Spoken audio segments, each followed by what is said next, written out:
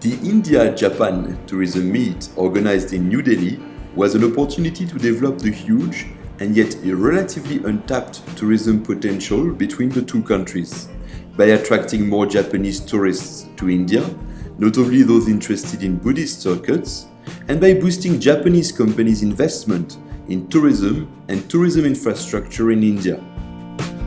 See, India and Japan enjoy the legacy of the old relations since as long as 6 BC centuries. Because of the Buddhism spreading from India, we are privileged to have, out of the even 8 places of Buddhism tourism, 7 are in India. And the warmth relations, and at present the India and Japan, the two vibrant economies are going together. We have around 200,000 international tourists coming from Japan every year over here.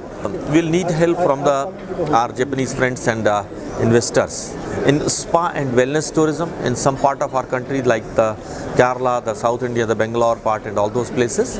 But especially we'll request them to join hands in developing this Buddhism tourism. Japan intends to increase drastically the number of Indian tourist arrivals there in the coming years. Japan has also to fight some clichés, the first one being that it is an expensive destination.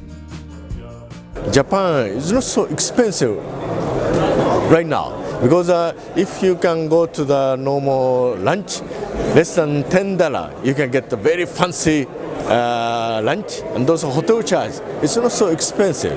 It's now affordable Japan. Then I would like to convey our message to your Indian people. Japan is not so expensive. Japan is affordable.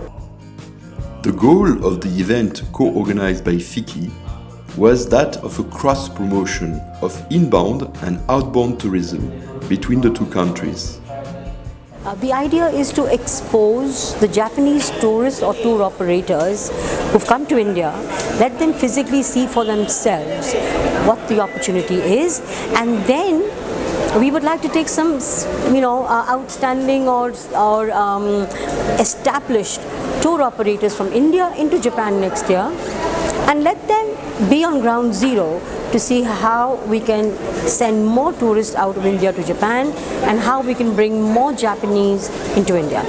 It has to be a cross promotion, and that is the reason why I took my first step and had this initiative, and I'm really delighted with the outcome.